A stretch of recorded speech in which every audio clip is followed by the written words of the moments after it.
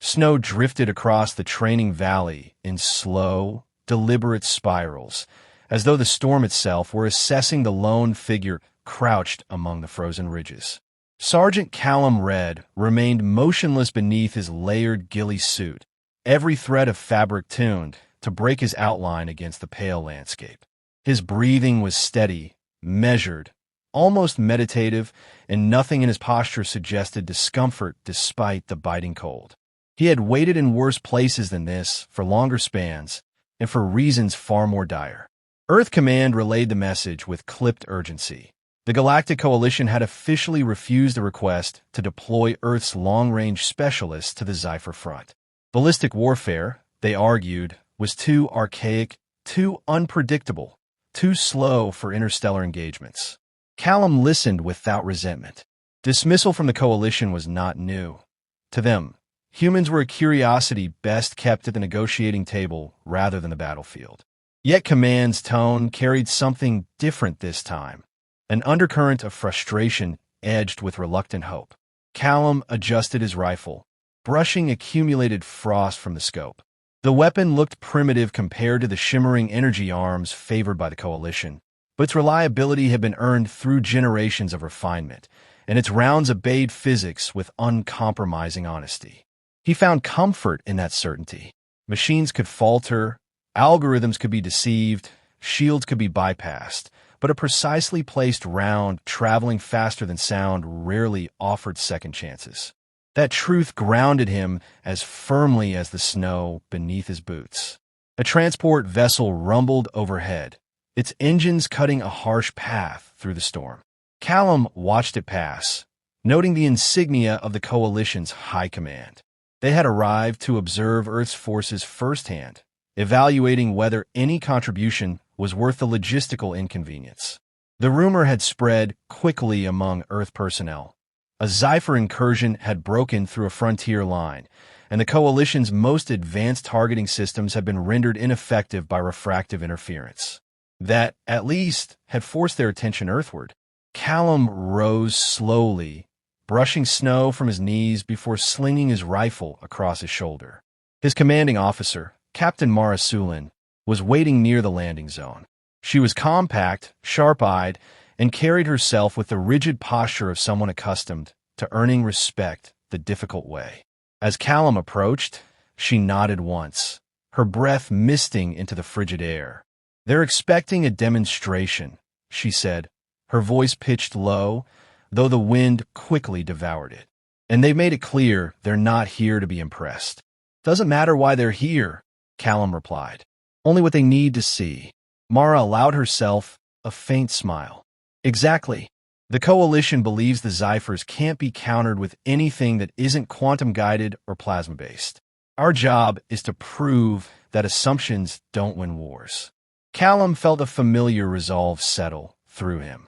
He had faced skepticism before, during training, during deployments, during every moment some technology-obsessed officer measured him against a machine. But the galaxy did not bend to convenience. It honored skill, adaptability, and a willingness to step into uncertainty. If the Coalition needed proof, he would provide it. Ahead, the storm began to thin, revealing a jagged horizon shaped by ancient ice. It looked hostile, indifferent, perfectly suited for what came next. Callum exhaled once, the air crisp against his lips. The demonstration would not simply reveal what Earth's snipers could do. It would force the Coalition to reconsider what they believed possible. He stepped forward, ready. The transport's interior hummed with an uneasy tension as Callum stepped aboard, joining a contingent of Coalition soldiers who regarded him with thinly veiled skepticism. Their armor gleamed with polished alloys, their weapons pulsed with dormant energy, and their eyes followed him as if he were an artifact misplaced in a museum exhibit. Callum ignored the scrutiny, selecting a seat near the window where he could study the approaching terrain. Jagged mineral formations jutted from the ground in unpredictable angles, catching scattered light like fractured mirrors. Even from a distance, the world radiated hostility, a perfect battleground for a species that weaponized refraction itself. Across from him sat Lieutenant Threx, assigned as his liaison and unwilling companion. Threx's obsidian skin glimmered faintly under the cabin lights, and his elongated pupils flicked over Callum with clinical detachment. "Your methods rely on chance," Threx said without preamble. "Projectiles cannot possibly maintain accuracy in an environment with this much magnetic distortion." Callum met his gaze evenly. "Accuracy isn't in the weapon. It's in the person who uses it." Threx's expression barely shifted, yet the faint ripple along his jawline suggested irritation. "Confidence without substantiation is dangerous."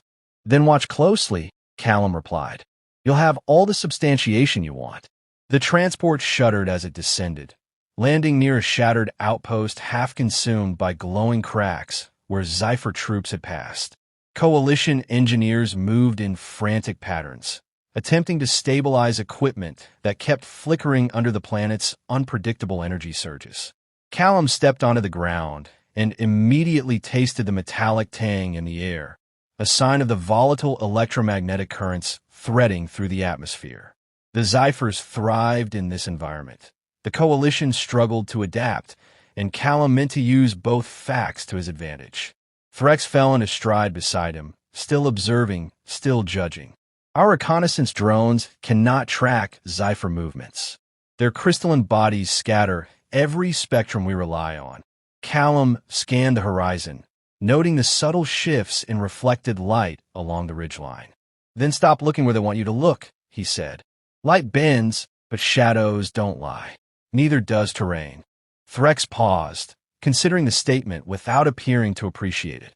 Callum allowed the silence to stretch as he unpacked his rifle, checking the chamber and securing a tungsten round with practiced ease. The weapon felt solid in his hands, grounding him amidst the chaos of malfunctioning machinery and panic chatter. Coalition troops deployed in defensive formations, their energy rifles humming to life. But Callum sensed the flaw instantly. They stood in clear sight lines, illuminated by their own equipment, broadcasting their positions to an enemy that could bend light like a curtain. He moved uphill, ignoring shouts calling for him to stay within the perimeter. Threx followed reluctantly, compelled by his assignment rather than conviction. At the crest of a mineral outcropping, Callum crouched and blended instinctively into the terrain. The jagged stone reflected bands of distorted color that could confuse any untrained observer. But Callum had learned long ago to separate illusion from signal. A flicker near the ridge caught his attention, too regular, too rhythmic. Zyphor movement. He aimed without announcing his intention.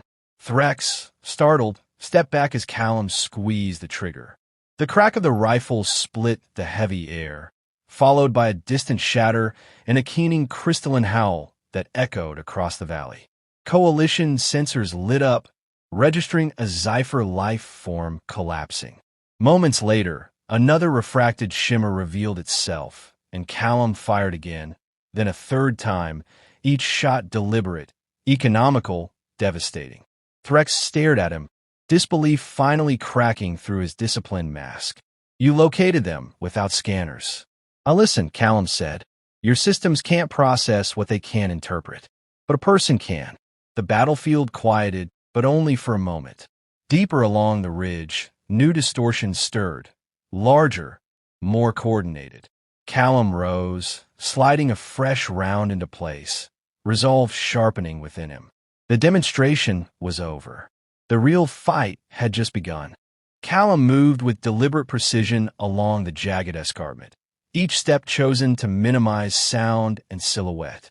The planet's mineral landscape amplified small noises in disorienting echoes, and he used that quirk as both shield and weapon.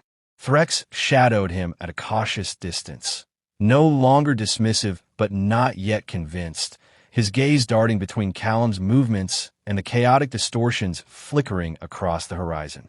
Coalition troops secured the valley below, their formations tightening after witnessing the sniper's unexpected effectiveness, yet none dared ascend the unstable ridges. Up here, unpredictability ruled, and Callum thrived in it.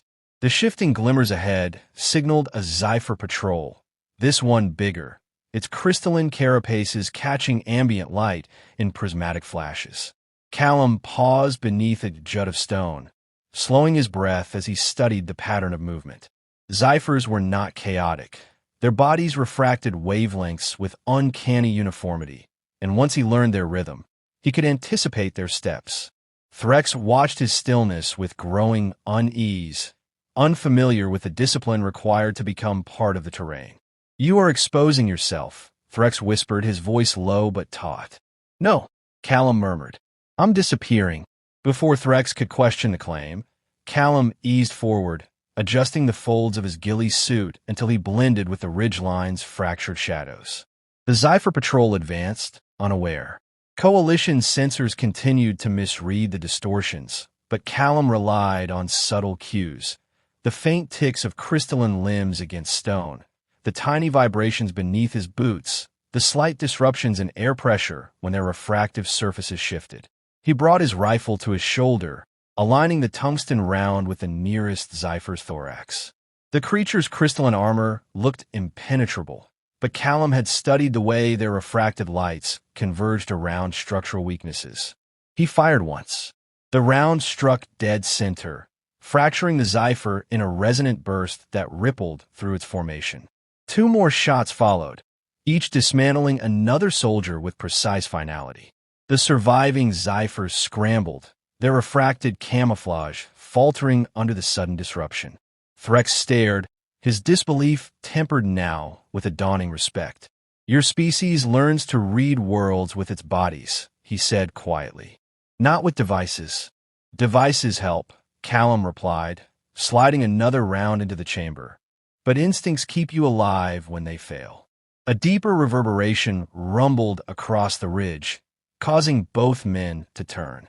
Far beyond the scattered patrol, a towering crystalline silhouette emerged. The largest Zyphor they had yet encountered. Its body refracted not just light, but ambient energy, distorting the air around it in shimmering waves. Coalition forces in the valley recoiled as their weapons once again failed to track its form. The creature moved with ponderous certainty, each step radiating purpose. "That is a convergence guardian," Threx said, his voice tightening. "They are rarely deployed. Its presence means we are approaching a strategic node." Callum studied the guardian, noting the harmonic pulses that pulsed outward from its core. It commanded the battlefield without issuing sound, coordinating unseen Zyphor forces with refracted frequencies. Eliminating it could shift the fight dramatically, and the Coalition's energy weapons were clearly useless. "I'll need elevation," Callum said. "And time." Threx considered the implications. "If you engage it, the smaller units will converge immediately. You will not survive. I'm not planning on staying where they can find me." They moved together along the ridge, Threx guiding with knowledge of the terrain's geology, Callum navigating with intuition for cover and vantage. The Guardian advanced steadily, unaffected by the storm of distorted energy around it. At a narrow outcrop overlooking a natural bowl in the terrain, Callum positioned himself prone, adjusting his rifle with meticulous care. The winds here were unpredictable, swirling between mineral spires, but he read the currents with practiced confidence. Below, the Guardian lumbered into view. Callum steadied his aim, aligning the crosshairs with a flickering nexus within its chest where refractive lines converged, its most vulnerable point, invisible to scanners but visible to trained eyes. He exhaled, emptying his lungs, and squeezed the trigger. The round struck true. A resonant crack tore through the air as the Guardian buckled, its refractive abilities collapsing in a cascade of shattered light. Zyphor units reacted instantly, rushing toward the source of the attack. Callum was already moving, sliding back from the ridge as shards of refracted energy lanced across the terrain where he had lain moments before. Threx scrambled after him, equal parts terrified and exhilarated. "You destabilized an entire command structure with one shot." Callum allowed himself a thin smile. "Then let's make sure it counts." Behind them, the battlefield shifted. Coalition forces sensed the opening. Callum felt momentum tilt in their favor, but the Guardian's fall had awakened something deeper within the Zyphor ranks. The next wave was already forming, stronger and more coordinated. The fight was far from over. The fall of the Convergence Guardian altered the battlefield with immediate, violent clarity.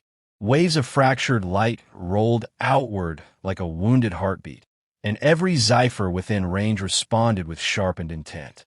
Callum and Threx descended the ridge at a controlled sprint, navigating unstable stone while the coalition below scrambled into new tactical positions. A shift in morale rippled through the ranks. Hope, fragile but unmistakable. Callum felt it like a warm current beneath the chaos, though he refused to let it dull his focus. Victory demanded discipline, not optimism. Coalition command relayed hurried data through crackling comms, announcing a surge in Zyphor readings emanating from deeper within the canyon system. The source, they claimed, matched energy frequencies recorded during previous large-scale Zyphor mobilizations. Threx listened intently, his expression tightening as he decoded the fragmented transmissions. "They are activating a Genesis node," he said. "If it reaches full resonance, they will generate reinforcements faster than we can eliminate them." Callum slowed, processing the implications. The Guardian's presence suddenly made sense. It had been defending the approach to the node, not directing an isolated patrol. If the node completed its cycle, the Coalition's temporary advantage would dissolve instantly. The enemy would flood the canyon with fresh, crystalline soldiers, each one adapted to the planet's erratic energy fields. There would be no second chance. "Where is it?" Callum asked. Threx gestured toward a narrow gorge where the terrain pulsed in faint, kaleidoscopic patterns. "Beyond that pass, inside a resonance chamber. Your weapons may be the only ones capable of destabilizing it." Callum felt the familiar weight of responsibility settle across his shoulders. Not burden, but purpose. He checked the rounds in his pack, counting what remained. Enough for precision, not waste. The wind carried a metallic tang, sharper than before, signaling the node's accelerating pulse. Coalition forces could not reach it in time. The terrain was too unstable and their systems too compromised. This task fell to him. He motioned for Threx to follow, and together they entered the gorge. The air grew dense with refractive vibrations, humming with a frequency that resonated in their bones. Each step forward intensified the sensation, bending light into dizzying patterns that challenged Callum's depth perception. Threx struggled, his balance wavering under the disorienting waves, but Callum guided him with brief, steadying touches. Instinct overrode distortion. Experience overpowered confusion. His mind filtered signals with practiced clarity. The gorge opened abruptly into a cavernous chamber carved by natural forces and Zyphor architecture. At its center rose the Genesis node, a massive crystalline structure pulsing with inner light, each beat sending energy cracks spidering across the floor. Swarms of unformed Zyphor bodies rippled inside the chamber's translucent shell, their silhouettes flickering like trapped phantoms awaiting birth. The sight stirred an instinctive unease, but Callum pushed it aside. He sought weaknesses, not dread. Threx crouched behind a slanted ridge and gestured urgently. "Its core is unstable. If you strike the correct intersection of refracted lines, the entire structure will collapse inward. But the resonance is fluctuating. Your timing must be perfect. Then I'll make it perfect." Callum found a vantage point along an elevated shelf that overlooked the node. The wind inside the chamber moved in irregular currents, shaped by the node's energy. He observed the pulses, mapping their rhythm until the turbulence became predictable. The air vibrated through the scope, but he adjusted, aligning the crosshairs with the shifting convergence point deep within the node. His heartbeat slowed, syncing unconsciously with the cycles of the structure. He exhaled and fired. The tungsten round cut through the distorted air as though slipping between wavelengths. It struck the node's nexus exactly as two refracted beams converged. For an instant, everything stilled, light, sound, even breath. Then the chamber erupted in a cacophony of shattering resonance. Cracks spread across the node's surface accelerating in jagged veins until the entire structure imploded, collapsing into a cloud of glittering dust. Zyphor forces across the canyon staggered, their coordination fractured. The unformed soldiers dissolved into inert shards, never given life. Coalition units surged forward to seize the momentum. Threx turned to Callum, all washing away the last traces of doubt. "You ended a war engine with one decision." Callum shook his head. "I ended one battle. The war ends when the galaxy stops underestimating what they don't understand." Outside the chamber, the storm began to quiet, its distorted light settling into natural hues. Callum reloaded his rifle with steady hands and stepped toward the exit, ready for whatever waited beyond the canyon.